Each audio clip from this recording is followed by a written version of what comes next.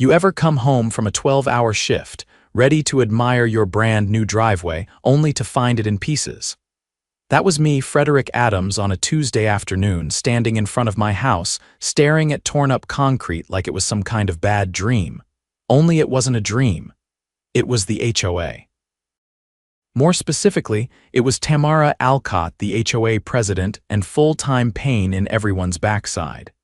She stood there in her sun hat and oversized sunglasses like she was surveying the ruins of a battlefield she was proud of.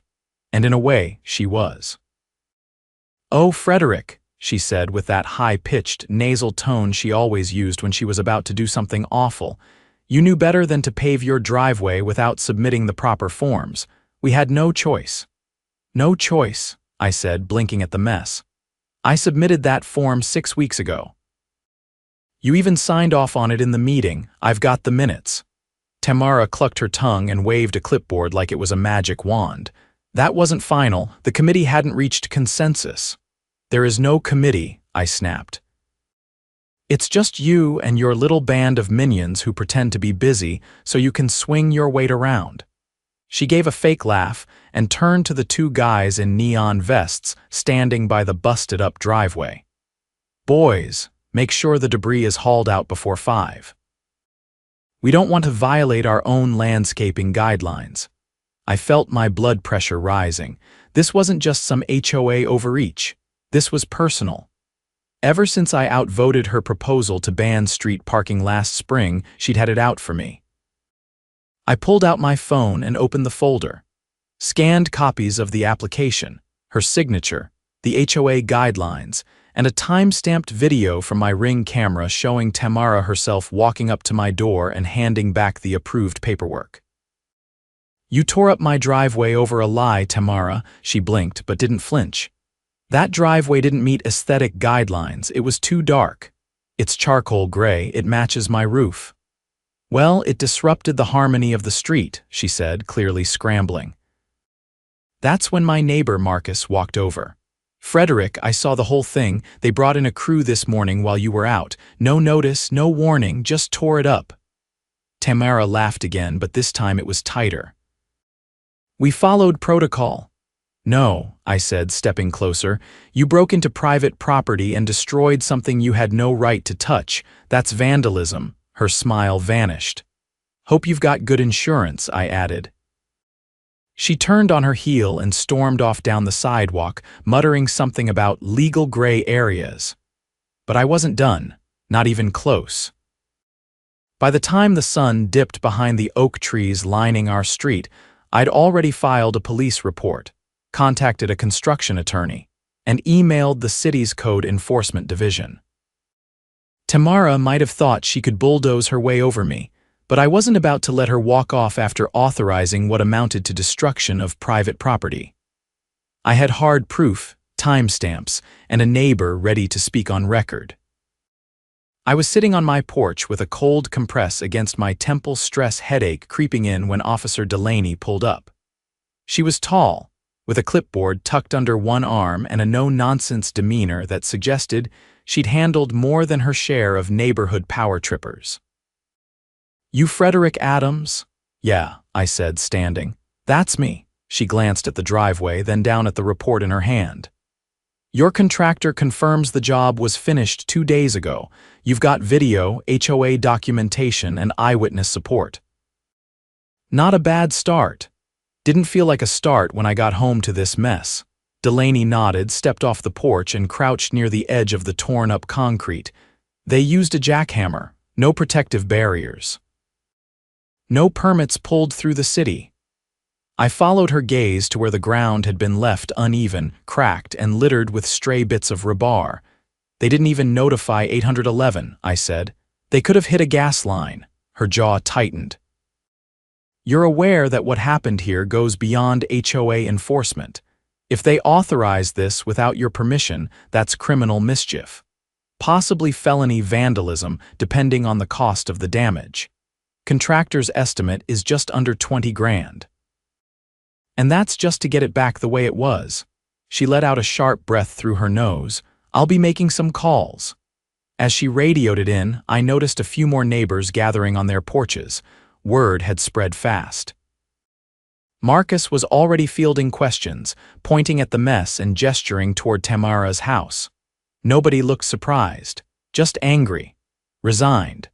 One woman from 2 doors down muttered something about her garden beds being tampered with last month after she refused to vote for a dues increase. Delaney wrapped up her call and turned back to me. "I'll need the full video, the signed form, and a list of HOA board members. If you've got any communication from them acknowledging the approval, that'll help speed this along." "I've got it all on a flash drive." Including her handing me the signed approval on camera. "Perfect," she said. "I'll be stopping by her place next." By the time she left, a quiet tension had settled over the neighborhood. People weren't just curious anymore, they were watching, waiting, hoping someone would finally hold Tamara accountable. The next morning, I called in a favor from someone I hadn't spoken to in 5 years. My cousin, Riley, had worked for the district attorney's office before switching to private practice. She specialized in property disputes, and if anyone could navigate the legal maze Tamara had built around herself, it was her. "You've got them in a corner," Riley said after I laid out the situation. "Unauthorized destruction of private property, violation of city ordinance. And if your HOA's bylaws don't grant the board unilateral authority to reverse approvals, then Tamara just acted outside her legal scope." "She'll claim it was an emergency correction," I said. "She can try," Riley replied. "But with your documents and the video, that won't hold. Especially if this wasn't the first time she's pulled something like this." It wasn't. Then we go for triple damages under civil code. "You'll get your driveway plus restitution." A week later, Tamara was served outside the community clubhouse during one of her so-called beautification meetings. She tried to play it off, laughing nervously in front of her followers, but the envelope was heavy with evidence and intent. The legal kind. By then, Officer Delaney had already confirmed that no permits were filed for the demolition. The crew she hired had been paid under the table and had no licensing to do structural removal. One of the workers even confessed to thinking it was an abandoned property. That's when the city got involved. Code enforcement slapped the HOA with 4 citations, each carrying hefty fines. The city attorney opened a formal investigation into the HOA's finances, especially after it came to light that Tamara had dipped into the reserve fund to pay the demolition crew. Without a vote, without documentation, without even informing the treasurer, the HOA board scrambled. 2 members resigned. One claimed she hadn't even known the driveway was being touched. A third said Tamara pushed through the decision during an emergency session that no one else attended. The treasurer tried to distance himself, but his name was on a reimbursement check labeled landscape correction. The community was furious, not just because of what happened to me, but because they all realized how easily it could have been them. Suddenly, old stories started resurfacing. A shed removed without consent, a mailbox replaced and billed without warning, garden beds ripped out and standardized, all under the guise of protecting property values. We held a special meeting that Friday evening on the basketball court behind the clubhouse.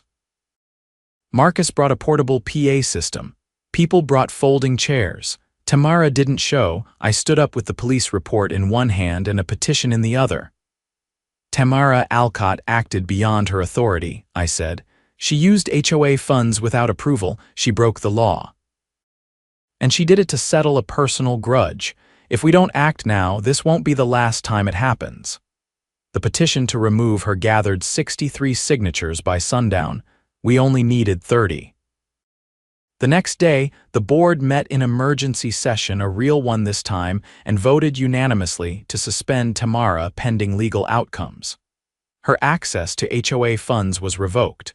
Her keys to the clubhouse were collected. Her nameplate was removed from the entrance sign. As for me, Riley filed the civil suit within the week. Between the cost of repairs, legal fees, and punitive damages, the HOA's insurance ended up settling for nearly $60,000. I rebuilt the driveway better than before, and used the extra to install a security system with 8 cameras and motion sensors. The best part: the settlement required the HOA to issue a formal apology, printed and distributed in our monthly newsletter. Right on the front page, beneath a photo of my pristine, newly paved driveway. Tamara hasn't been seen on our street since. 3 weeks after Tamara vanished from the neighborhood radar, a city inspector named Mr. Havorson showed up on my doorstep. He had a clipboard in one hand, a manila folder in the other, and a look like he hadn't smiled since the Reagan administration. "I'm following up on the financial audit of your HOA," he said without so much as a greeting. "Your name came up in the report." I stepped aside and motioned him into the foyer. He didn't take off his boots or comment on the welcome mat. Just opened the folder and started talking like we were already in the middle of a deposition. "Your driveway incident kicked off a sequence of discoveries," he said. "Turns out the HOA's reserve fund isn't just short, it's practically non-existent. The city's trying to account for the funds, but several disbursements were made without a paper trail." "Let me guess," I said, shutting the door behind him. "All under Tamara's reign." "Not all," he replied, "but most. And based on what we're seeing, there may have been state and federal violations." He laid out a spreadsheet with highlighted entries. Most of the numbers meant nothing to me, but one line stood out: an expense labeled property enhancement that matched the exact date my driveway was destroyed.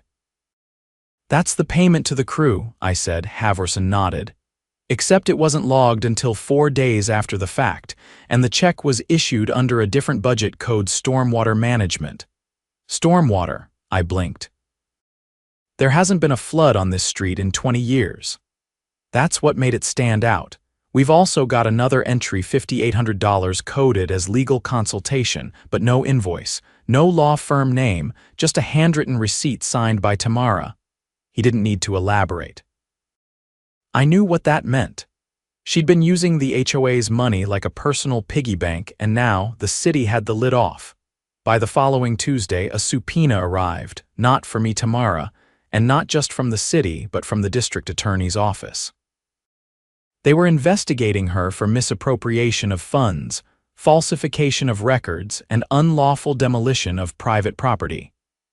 The last one tied directly to my case, but the rest had roots stretching back almost 6 years. I didn't realize how deep it all went until I got a call from a resident named Mrs. Garvey. She lived 3 blocks over and hadn't spoken at any of the meetings. Her voice trembled when she introduced herself. "I never thought anyone would stand up to her," she said. 3 years ago, she had my husband's shed condemned while he was in the hospital. Said it was a safety risk. We didn't have the strength to fight her. I invited her over. She brought a folder of photographs, letters, and receipts, everything meticulously kept. Her husband had been a Korean War vet who built the shed himself back in the 70s. Tamara had it removed while he was recovering from surgery, citing a lack of structural integrity. No inspection had ever occurred. No vote had been held. She threatened to fine us $200 a day if we replaced it, Mrs. Garvey whispered. "I still have the notice." I took the documents and added them to the growing pile. Marcus had already started compiling stories like hers into a running log, each one a different version of the same abuse. Unapproved removals, random fines, aesthetic infractions that always seemed to apply to people who had disagreed with Tamara in some way. The DA's office launched a grand jury inquiry within a week. I got a formal request to testify. Riley prepared me like I was walking into federal court. She was all business, no coffee breaks, no small talk. Just a binder full of exhibits and a laser pointer she used like a weapon. "You'll be the first witness," she said. "Your case is the most recent and the most documented. They'll want you to establish a pattern." The courthouse was colder than I expected. Not just temperature-wise, but in tone. Everything echoed, even my footsteps sounded suspicious. The assistant DA, a woman named Marissa Nguyen, met me outside the chamber. "You're not just helping us stop her," she said as she adjusted her notes. You're helping us prevent someone like her from doing this again." Inside, the jurors sat in a semi-circle, not quite glaring but not smiling either. I took the oath, sat in the chair, and started from the top. Not just the driveway, but everything that happened after. The forged expense lines. The misused codes. The construction crew with no permits. The threats. The cover-up. The silence from the rest of the board. Every word was backed up with video, documents, and sworn statements. I wasn't nervous until they played the footage of Tamara handing back the approval form. That's when I saw the jurors lean forward. That's when I knew they weren't just listening, they were absorbing. After I finished, Nguyen handed out copies of the HOA meeting minutes from that week. The ones where no discussion of the driveway took place at all. "Let the record show," she said, "that the HOA president signed an approval, then retroactively claimed it was invalid, despite no formal vote or discussion. Let the record also show that the decision to destroy Mr. Adams' property was executed without legal notice, without city permits, and paid for with misclassified funds." The jurors said nothing, just nodded. 2 weeks later, indictments were handed down. Tamara was arrested at a private tennis club 40 miles away. She tried to claim she was on sabbatical, but the officers weren't buying it. They cuffed her in front of a dozen witnesses. The mugshot made the evening news, but it wasn't just her. The treasurer who signed off on the reimbursement check, indicted, the contractor who took cash without a license, fined and barred from public work, and the HOA board. Dissolved under emergency city order pending re-election. That's when the neighbors really stepped up. Marcus ran for interim president and won in a landslide. Mrs. Garvey, who'd never even attended a meeting before, became secretary. A retired accountant 2 doors down volunteered to audit every expense dating back 10 years. We held the first open forum under the new board on a Saturday morning. More than 70 residents showed up. Coffee, donuts, folding chairs. It felt like a town hall instead of a war zone. "We're not here to punish," Marcus said, "but we are here to fix what was broken, and that starts with transparency." He handed out printed copies of the new bylaw amendments. No funds could be moved without 2 signatures. All decisions required a public vote. No penalties without photographic evidence and third-party review. I didn't say much. Just sat in the back, watching it all unfold. The neighborhood wasn't perfect, but it was finally ours again. And then came the restitution. The settlement Riley filed reached court just before Tamara's arraignment. The judge ruled in our favor. Triple damages. HOA insurance picked up the tab, but the company filed a claim against Tamara personally to recoup. They seized her car, froze her accounts. Put a lien on her second property in Sarasota. I got the check in early spring. I used part of it to repave the driveway again, but this time I added custom pavers. Slate gray with deep black borders, not just functional, beautiful. The rest went to a community emergency fund. We named it the Garvey Fund. Funny how a driveway can become the first domino. Funny how power, when abused long enough, can unravel in a single moment of arrogance. Tamara thought she could tear up concrete and leave no cracks behind. She was wrong. By mid-spring, the neighborhood had transformed in ways that went beyond fresh pavement and removed nameplates. The fear was gone. You could feel it in the way people waved longer, lingered in their yards, and started replacing the plain hedges Tamara used to mandate with flowers of every shade. Even the sidewalks seemed less rigid, as if the place itself had exhaled for the first time in years. But not everything was blooming. 2 weeks after Tamara's arraignment, the city's forensic accountant released a supplemental report. Riley got a copy before it went public. She read it in my kitchen, flipping through the pages with the mechanical calm of someone used to finding rot behind polished walls. She didn't just misuse the HOA funds, Riley said, tapping a line near the bottom. She laundered them. I leaned over the counter. Through what? A shell landscaping business. Registered in the name of her cousin in Arizona. She'd submit inflated invoices for non-existent projects retaining walls, erosion control, things nobody would ever verify, and cut herself checks through the HOA. How long was that going on? Looks like about 5 years. The total's just under $200,000. I sat back. That's not just mismanagement, that's fraud at scale. Which is why the state's stepping in now. She closed the folder and exhaled through her nose. The DA's adding wire fraud and racketeering to the charges. There's talk of involving the FBI since some of the funds crossed state lines. The next day, a pair of unmarked SUVs parked outside what used to be Tamara's house. The blinds were drawn, the mailbox stuffed. Agents in plain clothes entered with a warrant and came out with 2 desktop towers, a stack of external drives, and a locked cash box. The whole street watched from behind cracked windows and porch swings. No one cheered. No one gloated. They just absorbed it quietly, like the final act of a play they never auditioned for but had lived in, line by line. Later that week, Marcus called an emergency meeting not out of panic but transparency.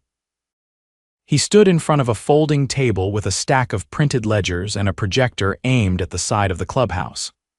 "We've uncovered evidence that Tamara created a separate set of books," he said. "One that listed fake vendors and inflated contracts. The board never saw these."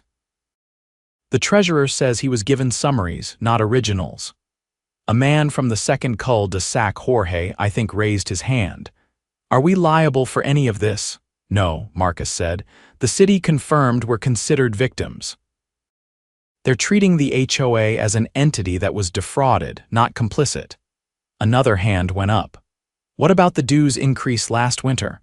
The one she said was for emergency reserve recovery." "That's under review," Marcus replied. "If the funds were misdirected, we'll get restitution." The city's coordinating with an independent auditor now. I didn't speak during that meeting. I just watched the room. People who'd once whispered their grievances were now asking precise questions. No more side glances, no more nodding and staying quiet. The silence had been broken, and no one wanted it back. 3 days later, a federal indictment was filed. The HOA embezzlement crossed enough jurisdictions to trigger interstate wire fraud charges. The landscaping company was a front. Her cousin, already cooperating in exchange for immunity. He'd never seen a dime.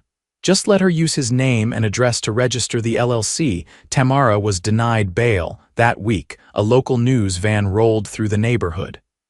The anchor, a polished brunette with perfect posture, knocked on my door asking for a statement. I declined. Not because I didn't have anything to say, but because I'd already said it when I'd testified, when I'd stood in front of the grand jury, when I handed over the flash drive that started it all. The story was out there now. It didn't need another quote. Instead, I put my time into something else. The community voted to use a portion of the settlement funds to create a formal oversight committee, 5 residents, rotated annually, with direct access to all financial records. No more closed-door meetings. No more unilateral decisions. Every expense over $500 required a published notice and a majority vote. I was asked to chair it. At first, I hesitated. I'd never wanted to be involved in politics, even the neighborhood kind. But then I thought of Mrs. Garvey's photographs. Of Marcus pacing outside his garage the day Tamara had his permit denied for architectural disharmony. Of the way people looked at their own homes like they were renting them from a tyrant with a clipboard. I accepted. Our first act was to commission a full forensic rebuild of the HOA's finances, with quarterly reports posted publicly. The second was to revise the bylaws so no president could override a vote without written consent from 2/3 of the board. The third. We installed a permanent community bulletin board outside the clubhouse with a simple brass plaque at the top, governed by the people who live here. That fall, I found myself invited to give a short talk at a regional HOA reform summit. Apparently, word had spread about the case, and other communities were looking for guidance. I stood behind a podium in a modest conference hall, talking to retirees, veterans, young couples, and single parents, all of them tired of the same story playing out in different zip codes. This started with a driveway, I said, but it ended with accountability. Not because of one person, but because a community decided it was done being quiet. They asked questions. They took notes. Some of them looked at me like I'd cracked some code, but I reminded them it wasn't magic. It was documentation, persistence, and refusing to let intimidation win. By the time winter crept in, the final sentencing came down. Tamara was sentenced to 12 years in federal prison, with no parole for at least 8. She was ordered to repay the full amount embezzled, though we all knew only a fraction would ever be recovered. Still, the message was clear: abuse power here and you'll lose it publicly, legally, permanently. The HOA, once a symbol of control, became a model of reform. Other neighborhoods reached out, asking to copy our new bylaws. Some even asked Marcus to speak at their meetings. He always said no, said he preferred this neighborhood just the way it was. One evening, I pulled into the driveway just as the sun dipped low, casting gold across those slate and black pavers. A kid from down the block waved as he rode past on his bike. Wind chimes tinkled from the porch next door. No one was being cited. No one was being fined for paint colors or mailbox fonts. Just homes, just people, just peace. The way a neighborhood's supposed to be.